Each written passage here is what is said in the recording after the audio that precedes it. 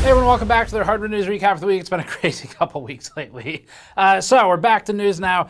There's a story about maybe missing ROPs on the NVIDIA laptops coming up, but then NVIDIA said that there's not any missing ROPs, but then other people say there are missing ROPs. So anyway, we're still talking about ROPs. That's the point. In fact, we're going to talk about it twice because there's a utility to detect the missing ROPs on the desktop GPUs.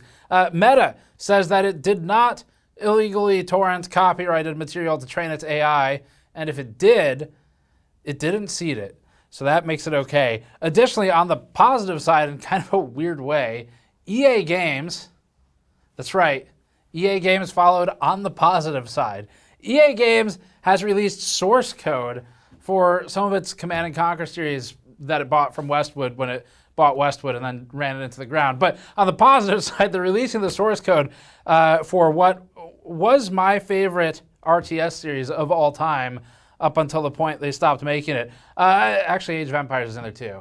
And so is StarCraft. But anyway, NVIDIA finally is also addressing the supply situation or the demand situation for the 50 series, so we'll talk about that as well. Before that, this video is brought to you by Arctic and the Liquid Freezer 3, which we've tested using our standard methodology and found to be one of the most noise-efficient CPU coolers on our charts. The Liquid Freezer 3 includes Ryzen offset mounting to improve AMD performance and uses a thicker radiator to further lower the temperatures. Arctic has priced these competitively for AIOs, and you can learn more at the link in the description below. First up, NVIDIA. NVIDIA has a number of announcements for its GTC events. We've spent a couple of weeks now talking about all the GPU stuff, but there's some of that too, just a little bit though. So there were rumors that NVIDIA was briefing the press on the 5060 and 5060 Ti GPU launches.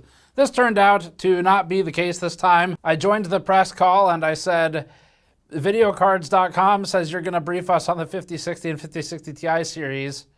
So I've already read the briefing on video cards, and they said, nope, that's actually not it this time. So that does not appear to have happened. Maybe someone got briefed, I don't know. But anyway, they do have some news on the 50 series supply situation, though, sort of. NVIDIA provided this slide. The company noted very clearly that, quote, we've shipped 2 times as many GPUs compared to the 40 series in the same time frame, end quote, of the 50 series. And in this chart they presented, it doesn't have the units count, but the axis is just showing relative quantity shipped. NVIDIA's chart is claiming that the 50 series has outpaced the 40 series across a 5-week period. We asked NVIDIA about the venerable 10 series and where it would land on this chart. And while the company didn't have those numbers prepared when we asked, it did note that the 10 series would reportedly fall below both of these. NVIDIA stated to us, quote, 10 series was incredible and was super popular, but the demand wasn't as big as we've seen for 20 series, 30, 40, and now 50 series, end quote. Now, we've already said pretty much everything we want to say right now on the pricing, availability, supply, all that stuff, scalping situation, paper launch situation. It's in multiple videos now, so not going to continue contributing to that at the moment till we have something major to share. We do have another piece that's pretty interesting on this topic, but that's coming up a little bit later. Anyway, so NVIDIA is basically saying, but there was lots of supply. It's just a demand problem. Whether or not that changes anything, I'm not really sure. But either way, the company had other news during its briefing because GDC is coming up. So it's the Game Developers Conference that precedes GTC, which is NVIDIA's own graphics technology conference. And it has some news that's mostly targeted at developers, but there is some stuff we can convey to you all. So the company says that over 100 games will include DLSS 4, noting that quote, 100 games in 1.5 months is the fastest ramp of any new tech that they've deployed like this that they've seen. It's 16 times faster than the adoption for DLSS 3, end quote. We asked NVIDIA if there were any developer-related reasons that the adoption might be faster other than just kind of time in the market with the DLSS in general. And the company stated that its streamlined solution and some Microsoft SDK changes may have also contributed to the more rapid uptick. One other piece of news is more on RTX Remix. So despite the many negatives around the 50 series launch, NVIDIA has managed to continue iterating on one of its better received solutions, which is RTX Remix. Remix is a modding tool that makes it easier to repackage old games, such as with newer renderers, which can resolve certain issues of compatibility or resolve, for example, limitations of total amount of VRAM addressable so that larger textures can be implemented, which allows for better compatibility on modern hardware. Maybe a little bit ironically given the PhysX situation and the VRAM situation, but the point stands. Anyway, Remix has been used for Portal remake mods, the upcoming Half-Life 2 remake mod, which is supposed to be available as a demo on the 18th, NVIDIA says that its free remix tool for game modders will now also include a remapping solution for remapping skeleton data for models. I am not personally particularly well trained on animations, rigging, and models, but as I understood it, the company says that during the porting process from the older game to newer renderers through Remix, as that happens and the code gets adapted, Remix sometimes had broken draw calls that resulted in the wrong skeleton data being mapped to the limbs. So an example NVIDIA gave us was an arm might have attributes mapped to a leg, for example. And so the new remap tool makes it easier for the game modders to assign the skeleton data and remap it so that the models and the rigging still function properly in animation with less manual fixing. Speaking of NVIDIA, it's gonna be a lot of NVIDIA this week. NVIDIA rumors. This was not in the briefing, I want to be really clear. This was a rumor for the 5060 and the 5060 Ti and the 5050, which video cards said would be in the briefing, and it wasn't. And video cards, I was so disappointed. I read the leak, and I was like, okay, I can get through this briefing so fast because I've read the leaks, and I'll be ready with questions. And then, nope. But anyway, let's look at the leaks from a week or two ago. So the last minute rumor at the end of the week, leaker Mega-Sized GPU on Twitter, who actually has a pretty good track record with leaks so far. If I remember correctly, Mega-Sized GPU is the one who was tweeting about the prototype we ended up getting like a year or two later, and that turned out to be true. But Mega-Sized tweeted this, quote, RTX 5060 family will be released in about 10 days, but will be on the shelf a month later, end quote, which would put it into April. WCCF Tech also wrote a story about the rumored 5050, which it says will launch in April, but they're wrong. The RTX 5050 already launched. It's called the RTX 5070. The rumor states that the 5050 will have 8 gigabytes of memory, which WCCF Tech suggests will also be found on the 5060 Ti and 5060. The report appears to maybe have a conflict in it where it refers to the 5050's power target twice. It says once that it's 145 watts and then it says 135 watts. But somewhere in there they say, it claims that the 5060 Ti will launch before the 5060, and WCCF Tech postulates that the 5050 would target Intel's B580 for price point, but this appears to just be speculation. Up next, German language publications Heise and Hardware Lux have both reported missing ROPs again. This time in laptop GPUs for RTX 50 series NVIDIA laptops that are coming out soon. NVIDIA's responded to that as well, and we'll cover that too. But the publications stated this. Auch mobile GeForce RTX 50 GPUs betroffen. Und GeForce RTX, auch Notebook GPUs sind vom ROP-Schwund betroffen. Mein Gott, das darf doch nicht wahr sein. Und was bedeutet das? Ich spreche absolut kein Deutsch. The publications, in addition to making me try and recall my Hochschule Deutsch classes, wrote the following via translation. Heise said, quote, the launch of the RTX 50 cards was and is a debacle. Da liegt der Hund begraben. It really helped to have a translator to translate the German articles into my American vocabulary. Where is der Bauer?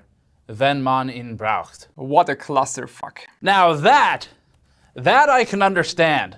Thanks, der Bauer. So the German one you want to say is, da liegt der Hund begraben. And English, I would say, what a shit show. Heise wrote, quote, as CT has now learned from several notebook manufacturers, they are currently working extra shifts in Asia so that the drama does not go into the next act. I love the way German translates into English. NVIDIA has asked, they say, manufacturers to check notebooks that have already been produced with the new mobile GeForce RTX 5000 graphics chips. Here too, the focus is on GPUs that have fewer ROPs active than the datasheet specifies. This leads to potentially significant losses in 3D performance, end quote. In our own testing of missing ROPs on the desktop GPUs, we previously found that an RTX 5080 with all the ROPs performed around 10 to 12% faster than a 5080 with missing ROPs. So it can be a significant cut down in performance. Heise said, quote, the aim of the campaign is to ensure that systems with faulty mobile GPUs, some of which, like the desktop versions, have apparently slipped through NVIDIA's quality assurance, are intercepted before they are even delivered to customers. The current testing procedure is still likely to mean less effort from manufacturers than later exchanges from customers, not to mention frustrated customers. It's pretty clear here the two German language publications are both talking about missing ROPs on the laptop GPUs. They seem very clear and firm about that. and noted that NVIDIA is working with partners to try and rectify the issue. The Verge contacted NVIDIA and asked them the following. Quote, did we just go from no other GPUs are affected to some laptop GPUs are also affected? The Verge says the answer was nope. The Verge says it asked NVIDIA just to triple check. The nope means that no laptop GPUs are affected by the missing ROPS issue. Yes? The Verge says that NVIDIA says, quote, correct, no further issues. NVIDIA further clarified since The Verge's article also to say this, quote, no further issues as in nothing further from what we previously announced on desktop GeForce RTX 5090, 5080, and 5070 Ti. We encourage all partners to run checks as part of our standard testing procedure, end quote. And Jared's Tech, who we think is one of the top laptop reviewers on YouTube and actually recently helped me with a laptop purchasing decision, so thanks to him for that, posted his own commentary on the matter. He noted that there may be units that shipped and are now being checked for missing ROPS, basically saying similar things to Hyza. He also noted that some partners and retailers are opening laptop boxes to check for ROPS and then repackaging them. Here's an interesting clip from his video report. But it's kind of weird that in public, NVIDIA is saying, no problems here, all good. While on the back end with their partners, it's more like, hey, actually, check those GPUs out. If there are laptops with missing ROPS, finding them in advance would allow NVIDIA to claim there was never an issue. And the rest of the report is excellent and worth watching, so we'll add that link to our sources document below. You should check it out. So the current story suggests that NVIDIA is trying to fix this before launch. If you and our audience end up with a laptop that has missing ROPS, and those specs will be published once the laptops launch, then we'd be happy to buy it from you if it's got deficient ROPS count. I'll pay an extra $1,000 on top of whatever you paid retail. You'd send us the receipt, you'd send us proof that it's missing the ROPS, we'd tell you how to do that. You'd basically check GPU-Z, check the Tech PowerUp database for the GPUs once they launch, and just look at the ROPS count between the two. If yours is missing ROPS, we'll pay the extra grand on top of it. I don't care what model it is. It could be a $1,000 laptop. I don't care. So that's all we'd be looking for. If you're a store manager dealing with this problem, same applies to you. We'd be happy to pay for the inventory at full retail plus the bounty there. So you can email tips at gamersnexus.net if that happens. Now, we don't open all these. We get a lot of emails there. So we'll do our best to kind of open and reply to ones, obviously. But if I don't reply or if we stop replying after we buy one, then just sorry in advance. We get hundreds of emails there per day sometimes. So anyway, the thing we'd like to do here is apply or continue to apply pressure to NVIDIA to do what's right, which is not just like, oopsies, if it's defective, send it in and we'll fix it for you. Like, that's not good enough, because NVIDIA has control over the entire start to finish pipeline here, including after sales control, where NVIDIA's been pushing for years people to use their web attached applications like GeForce Experience and now NV app or NVIDIA app. And so they have a means through their own software to detect the ROPS count. I mean, if GPU-Z can do it, which is a third-party tool, then NVIDIA can absolutely do it. So they have a way to detect it. They should do that, and they should pop up a giant red disclaimer that basically says, like, sorry, your GPU is defective, and here's a fast-tracked link to like a specialized ROPS replacement line, and we'll replace it for you, or something like that.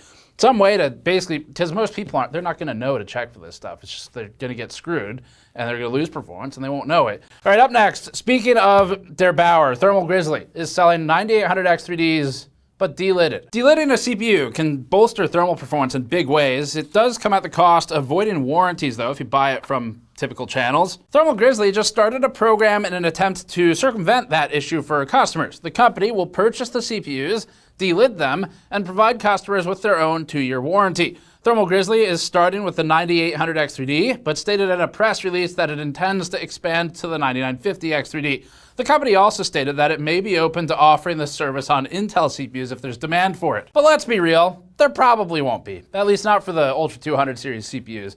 Thermal Grizzly CEO and NVIDIA disaster translator on call for GN, Roman Der Bauer Hartun, said a delidded 9800X 3D from the company will cost roughly 700 euros within the EU, and outside the EU, it should cost about 585 euros.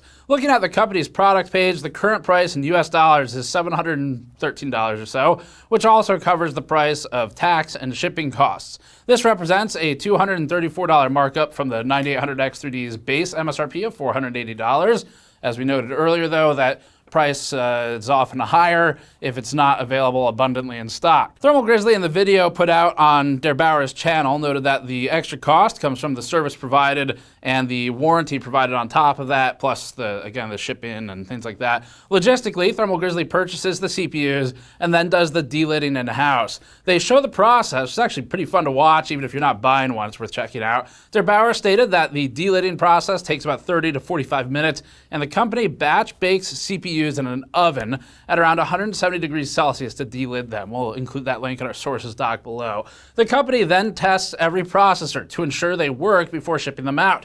In terms of warranty, Der Bauer states that Thermal Grizzly's warranty covers normal overclocking damage except for mechanical damage, citing an example of a user having cracking from bad mounting processes. Now, we heard you like missing ROPs, so we've put some missing ROPs into the missing ROPs. Back to the missing ROPs topic, found via video cards at DocTB, posted on Twitter, stating, quote, "The CPU-Z validator can tell you immediately if your brand new GPU is flawed or not.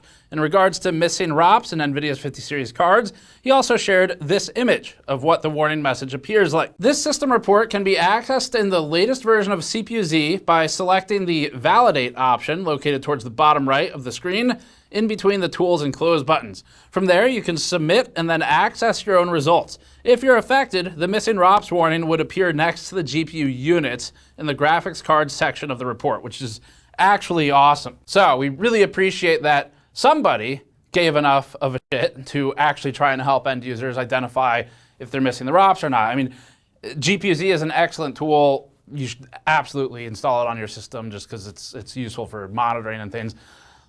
Having something even simpler with just a does have all ROPs, yes or no, is even better as just a quick check for anyone who's maybe less technical or doesn't need it or understand all the other information. Now again, if third-party software like this can do such a simple check, NV app absolutely can. And NVIDIA, like, come on, just get on it. It's so easy. So anyway, up next, Meta. So we previously reported on Meta has been sued for illegally, allegedly, downloading 81.7 terabytes of copyrighted books to train its AI. And there's been updates. So we had discussed previously how employees initially showed reluctance to torrent books from sites like LibGen or LibraryGen, with one Meta employee stating, quote, "Using pirated material should be beyond our ethical threshold. Sci-Hub, ResearchGate, LibGen are basically like Pirate Bay or something like that. They're distributing content that is protected by copyright and they're infringing it." And again, in the last report, we also talked about how another Meta employee stated, quote, "I don't think we should use pirated material. I really need to draw a line there," end quote. But Meta has an unexpected and interesting defense. In a new filing in court documents, it said, quote, "Meta took precautions not to seed any downloaded files. Plaintiffs, thus far, plead no facts to show that Meta seeded plaintiffs' books." Ah yes, the classic, it's just for personal use. It's not for distribution. Excellent. Works every time. Can't wait to see how that works out. It would imply that Meta downloaded copyrighted material, but it's okay because they didn't give the stolen stuff to other people.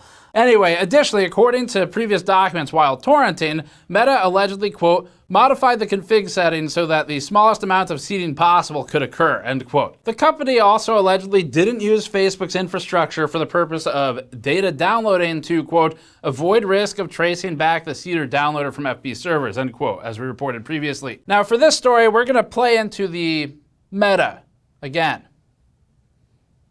Did you see what Jimmy on the team asked Meta AI, quote, "Is it legal to torrent copyrighted books as long as you don't seed it back out to the torrenting community?" That's what he asked Facebook's AI. Meta AI responded, quote, "Torrenting copyrighted materials, including books, without permission from the copyright holder is generally considered illegal, regardless of whether you seed it back out to the community or not.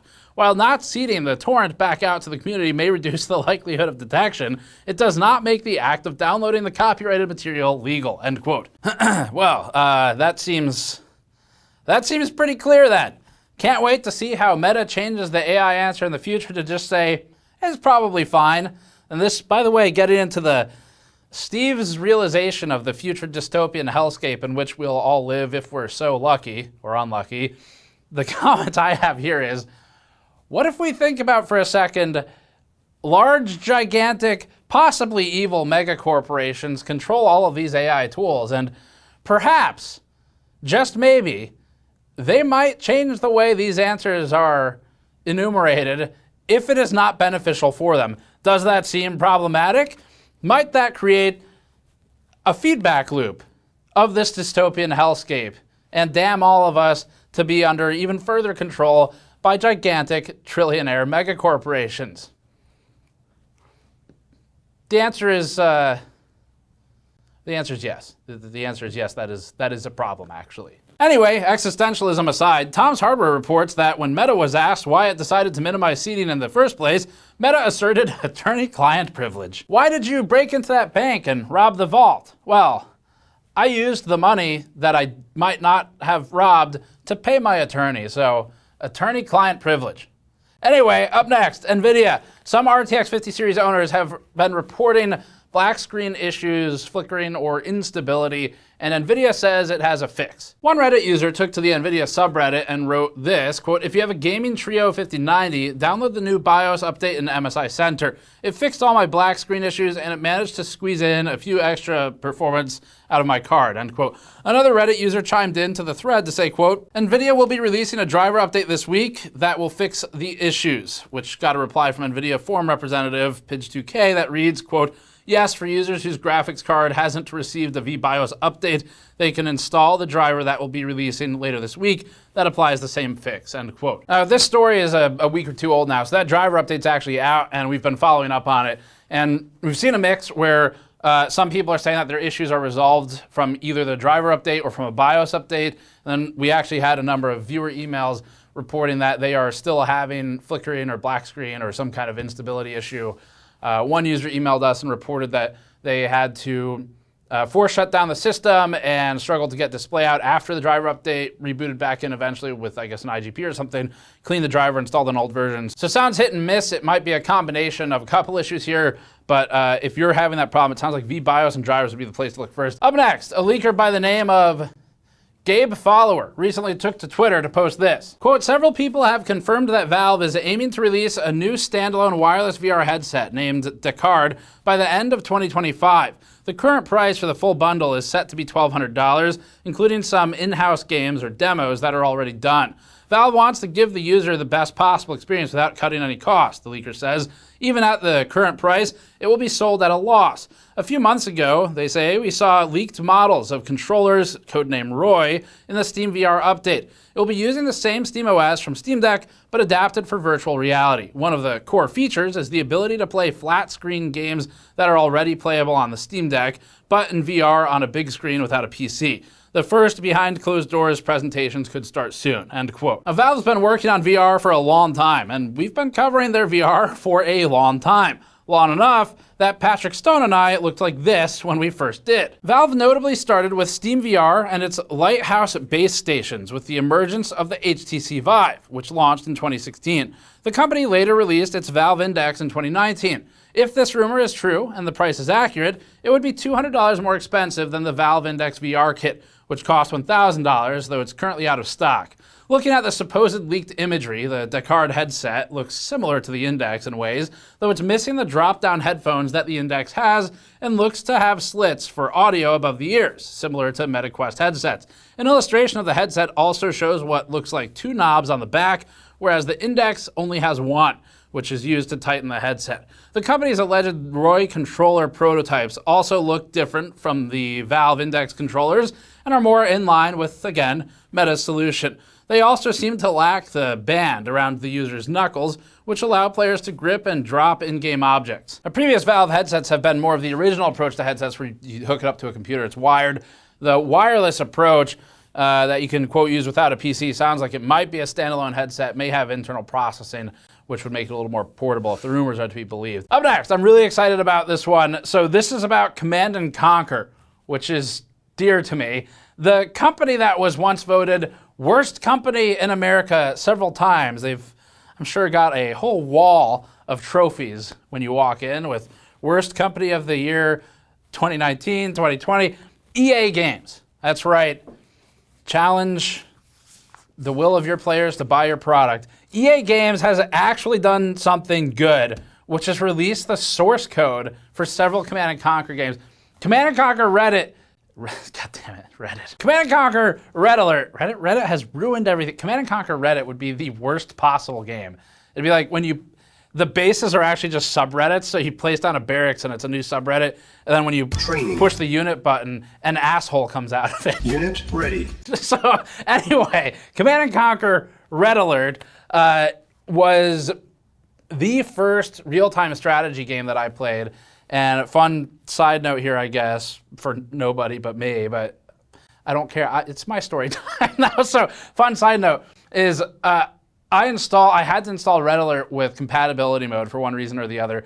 And at the time, I didn't know that choosing the bit depth of the colors was an option, and it defaulted to black and white. It was grayscale. And I thought the game was just black and white. I thought that's like how the games were made or something for technological reasons. Turns out, a couple years later, when I reinstalled it and knew more about computers, nope, has colors and could have the whole time. But Red Alert, you can get the remaster on Steam. I highly recommend it. It's still awesome. I actually have played the remaster regularly on the web server, so you might see me on there if you play it ever. I'm normally playing the All That Glitters maps or something. But anyway, really fun RTS. And so here's the news. They've released the source code for Command & Conquer Tiberian Dawn, great game. Red Alert, great game. Command & Conquer Renegade Generals, also a great game. Shout out to Pure Ownage. And Command & Conquer Generals 0 Hour. PC Gamer notes that the games are, quote, being released under the GPL license, meaning folks can mix, match, and redistribute them to their heart's content without EA lawyers smashing down the door, end quote. The publication also notes that Steam Workshop support is coming for CNC Renegade, which is a really interesting one. They tried something new with that. CNC Generals and 0 Hour, CNC 3 Tiberium Wars, and Kane's Wrath, and CNC 4 Tiberium Twilight, end quote. They also state that EA has, quote, updated all the mission editor and world builder tools, which is awesome, so you can publish maps directly to the Steam Workshop, end quote. So I'm really excited about this. I want to see what comes out of it. Command & Conquer was one of the greatest series of all time. RTS is like my home genre. It's unfortunate what's kind of happened to the genre, but Command & Conquer eventually got me to StarCraft and Brood War. Played those for years. I actually still play it, and StarCraft 2, which I don't play anymore. But yeah, this is awesome. It's cool. EA, good job. Good job, EA. I'm looking forward to seeing how you lever this to do something evil in the future. But for this one, credit where it's due. And for the Command & Conquer fans in our audience, whenever this video goes up, I'm going to hop on to the remaster of Red Alert. I'll play for a couple hours online. Maybe I'll see you there in one of the servers. I am not very good at it anymore. I was a lot better like 25 years ago. So anyway, that's it for this one. It's nice to have some positive news at the end of the, what did Der Bauer call it? Clusterfuck. Right. Nice to have some positive news after that. And this is cool. It's kind of like the end game of the Stop Killing Games initiative or something. But yeah, thanks for watching. Subscribe for more. Go to store.gamersnexus.net to support us directly and help fund our reporting. And you can go to patreon.com/gamersnexus to throw a few bucks our way if you want to help us out. And if you missed it, we've got that fan tester video up from about 3-4 weeks ago now. And it's absolutely worth watching if you haven't seen it. We have more coming on that. So that's it. Thanks for watching. See you all next time. So the German one you want to say is, da liegt der Hund begraben. And English, I would say, what a clusterfuck. Wow. What a clusterfuck. What a shit show. What a shit show.